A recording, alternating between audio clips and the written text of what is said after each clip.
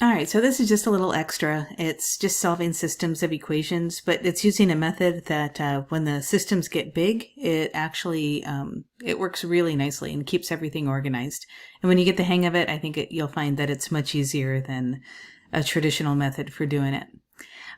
So it does require using matrices, but you don't have to know anything about a matrix to be able to use this method. In fact, you don't even have to know what a matrix is.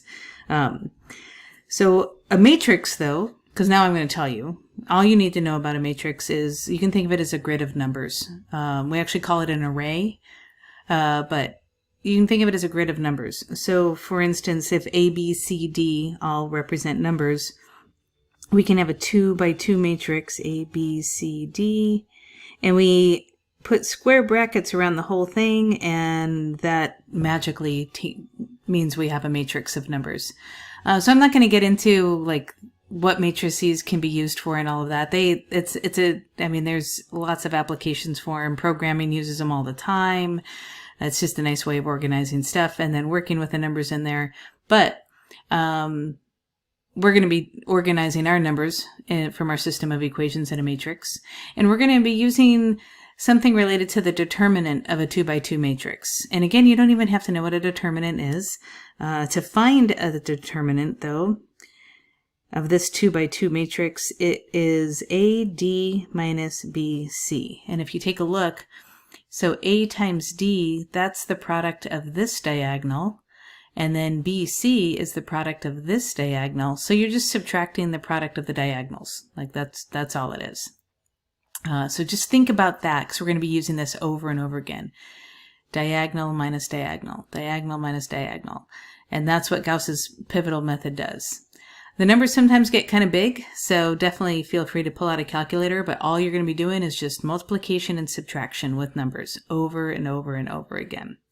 So I'm going to start off with an example, and we'll take a look and see how to use it to solve it. And I'm going to use the first two examples here are going to be the same two examples that we did on the previous video. So I'm going to use those same systems. Okay, so here was the first one. And so what you do, like I said, we have to put these numbers in a matrix. So we're going to put all of the coefficients of A in one column. We're going to put all the coefficients of B in another column. We're going to put all the coefficients of C in another column. And we're going to put all the constants in the last column. Some people label this with a K. I leave it blank. Just kind of depends on what you want to do. So for the first equation, then, the coefficients are 1, 1, 1, and then the constant's negative 2. The next equation is 4, 2, 1, with a constant of negative 4, and the coefficients in the last one are 9, 3, 1, and the constant is also negative 4. So notice that the constant does have to be on one side of the equation, and all of the variable terms have to be on the other. So you set it up like that. So there's the setup. Okay, so now what we're going to do is, now what Gauss's pivotal method does is it's really just linear combination, but a very efficient, fast way of doing it, and organized way of doing it. So what's going to happen is, remember each line in this matrix represents an equation from above, and we're essentially going to combine two lines and eliminate a variable. And then we're going to combine two other lines and eliminate the same variable. And the variable that we eliminate is always the one in the first column. So we're going to eliminate the A's. We're going to get two equations then with just two unknowns as our result. So we're going to have two lines in the next matrix. And so I'm going to go ahead and get it set up then. So we're going to, like I said, we're going to eliminate the A's. So we're only going to have B and C left. And we're also going to get it down to two equations. So what we're going to have then is we're going to have an answer here, an answer here, an answer here. I should say number here, number here, number here, and number here. So how do we get those numbers? Well, that's where that determinant comes in. Actually, let me scroll down just a little bit. That's where this determinant comes in. We're going to pick four numbers in here, and there's a nice pattern to picking the four numbers. But to find what goes in this first box, for instance, we're going to pick 4 numbers. We're going to do this diagonal. And then to get the one below it, we're going to do another 4 numbers, and we're going to do this subtracting the diagonals and so on. So what it's going to look like is this. So just right now we're going to focus on the pattern. I'm not going to fill in any numbers. So to get that first box then, we're going to go ahead and pick those 4 numbers from the top. And we would do 1 times 2 minus 1 times 4. And that's what would go here. Then we drop down a row. But notice we're going to stay with the first row, but instead of doing the first and second, we're doing the first and the third. And that's what's going to give us a number here. So we would do 1 times 3 minus 1 times 9, and that would go here. But now we don't have any other numbers. We've hit the bottom of the row. We've hit the bottom of the row here. So now we're going to go to the C column to fill in those. So now we're going to do these 4 numbers. So notice I'm still staying over here with the A's, but now I'm coming over here. Everything always involves this upper left corner. It's called our pivot because of that. So we're going to keep this fixed, and we have to make a rectangle of numbers. So this would be 1 times 1 minus 1 times 4. That would go there. And then we drop down to the last row to fill in the last value under C. Now we've hit the last of the C's, so now we're going to go to the constant to fill in the constant column on the last matrix. So again, we're going to go ahead and start in the first 2 rows. So be 1 times negative 4 minus negative 2 times 4, and that would go here. And then we do the determinant with these 4 again. 1 times negative 4 minus negative 2 times 9, and that's what goes there. So that's the process. And we're going to fill in the numbers from that. So now I'm going to go back and actually fill in the numbers. Okay, so going back to the beginning, remember we're looking at these 4 numbers here to figure out what goes there. So the 1 times 2 is 2, 1 times 4 is 4, so 2 minus 4 is negative 2.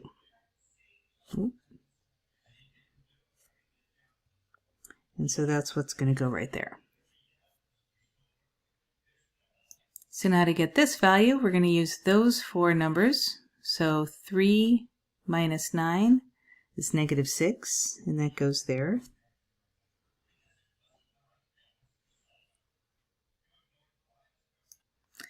Now to get the value right here under C, we're going to look at those 4 numbers. So 1 minus 4 is negative 3. And now we're going to look at these 4 numbers. So 1 minus 9 is negative 8, and that's what's going to go right there.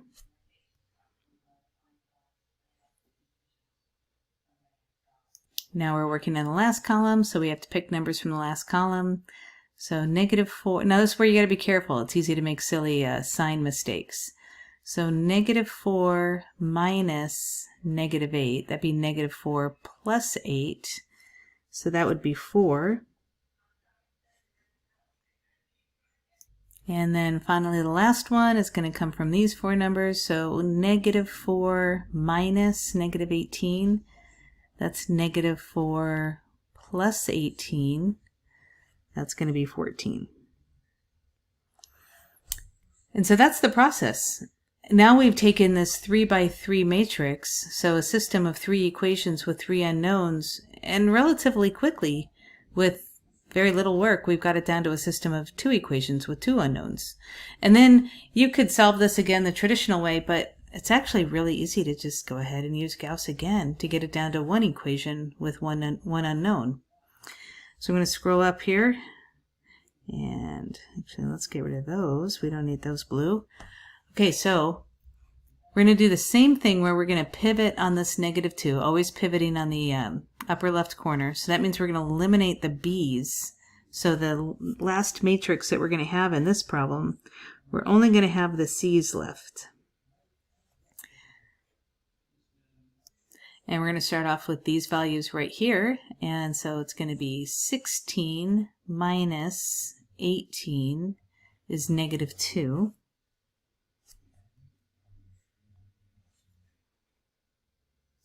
And then for the last one, we're going to look at these values. We're just ready to jump over to the next column already.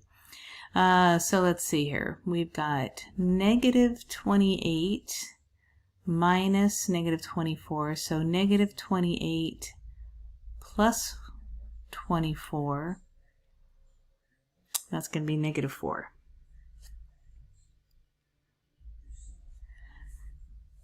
So now we have what we need to put this together. So once we have this, now remember this last matrix, that really means we have the equation negative 2c equals negative 4, so c is 2.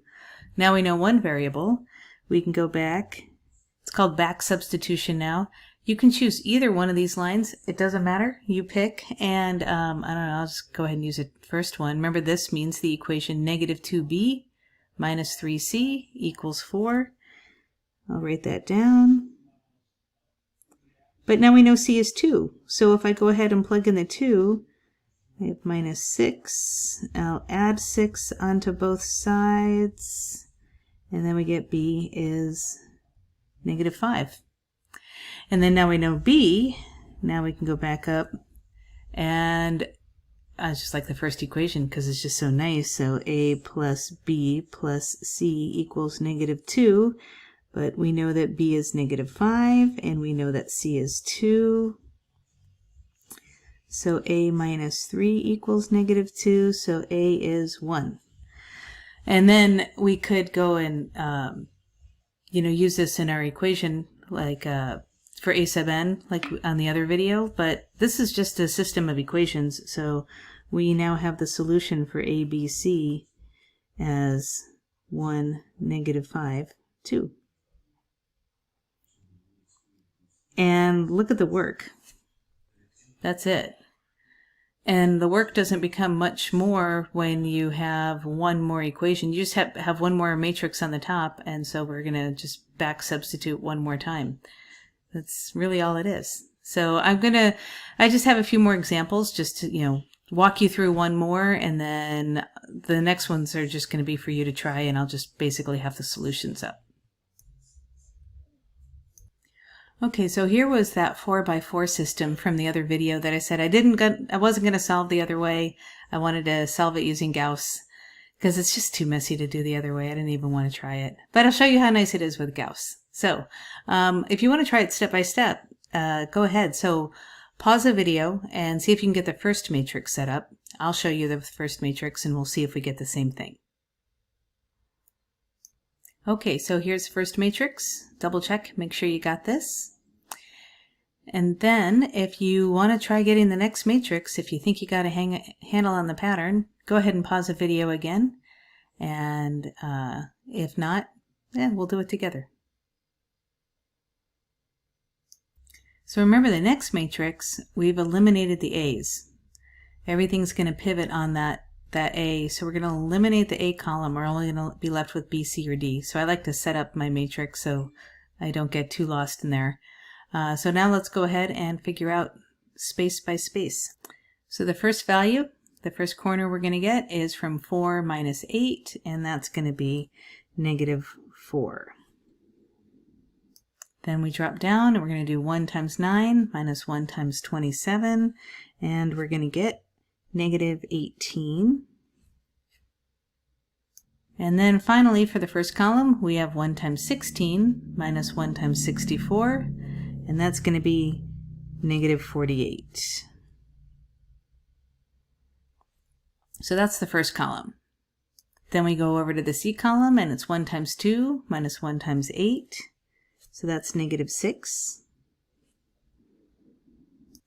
Then we have 1 times 3 minus 1 times 27, and that's negative 24. And then we have 1 times 4 minus 1 times 64, and that's negative 60. And then that finishes up the C column. Now on to the D column. So now it's 1 times 1 minus 1 times 8. That's negative 7. Then 1 times 1 minus 1 times 27, and that's negative 26. And then finally 1 times 1 minus 1 times 64, and that's negative 63. And that finishes up the D column, and now just one more column to go. So 1 times 37 minus 3 times 8, That's going to be 13. Then 1 times 131 times 3 times 27, that's going to be 50. And the last spot for this matrix, 1 times 315 minus 3 times 64, and you're going to get 123. So you can see the numbers do sometimes get kind of big. Definitely pull out a calculator. So there's the next matrix. So now we're going to go on to the next one. If you want to try that one on your own, go ahead. Okay, so for the next matrix, we're going to first look at these four numbers, and when you work with them, you should get negative 12. The next four numbers will give you negative 48. Go over to the D column. You're going to get negative 22. And then you'll get negative 84. And that'll finish up the D column. Then the last one, you use those four numbers, you're going to get 34. And then those numbers will give you 132. And now you got it down to a 2 by 2 system. And at this point, if you wanted to do it a traditional way, you could. I'm going to stick with Gauss, especially since I got a calculator handy. And we're going to use those four numbers to get us the first value, which is going to be negative 48. And then those values will give us a positive 48. And now we have everything we need to find the value of the variables. Just remember, each one of these lines represents an equation. So this very bottom one means negative 48d equals 48. And very easy to see that d is negative 1. And then we can go back here and work with either one. Doesn't matter. I'll just go ahead and work with the first line. Negative 12c minus 22d equals 34. D is negative 1, so that's going to make it plus 22. And then we subtract 22 from both sides, and we're going to get, whoops, negative 12c is 12. So c is negative 1. Now I can go back to this one. I'll use the first line. We have negative 4b minus 6c minus 7d equals 13. But c and d are both negative 1. So we have negative 4b plus 6 plus 7 equals 13. Well, that looks like b is going to be 0 then. And then finally we can take all of this and go back to this first equation that says a plus b plus c plus d is equal to 3. B is 0. C was negative 1. D was negative 1. Whoops. Let me write negative 1. So we have a minus 2 equals 3. That means that a is 5. And there we go. Now we've solved it. And on the screen is all the work for solving this 4 by 4 system. I really love this method because there's no way around it. Solving a 4 by 4 system by hand is tedious. This is like the best way that you can solve it. And there's your answer right there. All right, so I'm just going to put 2 more examples up. I'm not going to do them step by step like this. I'm just going to do it matrix by matrix so you can check your work along the way. So if you want to try a couple on your own, one of them is going to be a 3 by 3 and one of them is going to be a 4 by 4. All right, so here's the first one. If you want to give it a shot on your own first, go ahead. And like I said, I'll reveal things step by step, matrix by matrix, really. All right, so that should be your first matrix. Don't forget to put the 0 placeholder for B. So double check that. And in a moment, I'll reveal the next matrix.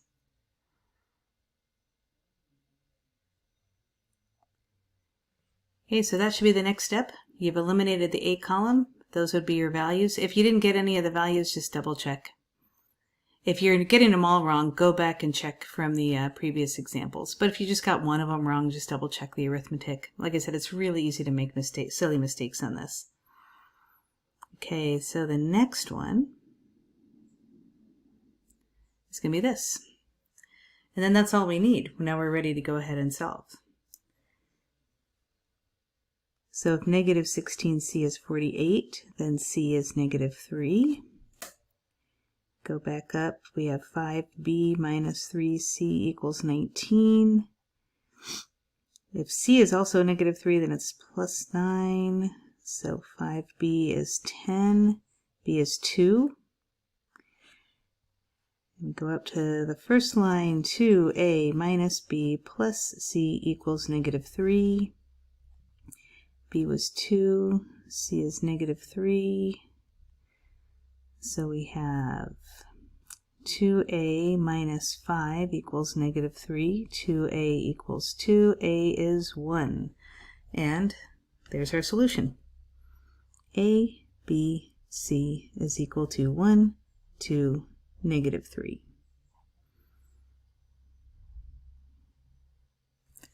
All right, we just have one more, and this will be a 3 by 3 system. All right, so here's the last example. So again, I'm going to reveal it matrix by matrix. So go ahead and do the first setup, and then check your work with the next one.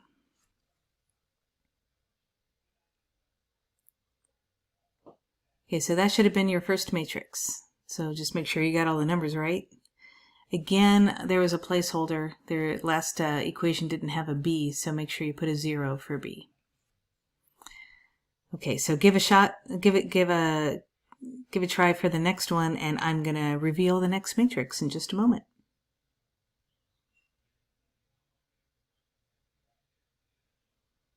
Okay, so there's the next one. So double check all your numbers. And again, if you didn't get something right, just double check the arithmetic. Probably just a silly mistake. All right, the next matrix in just a moment.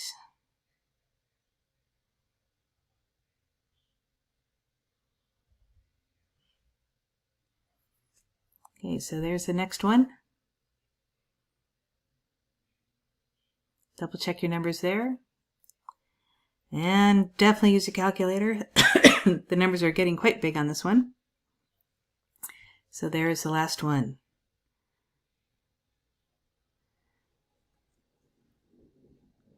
So now it may seem like, whoa, this is not working out. But first of all, who says the numbers can't get big?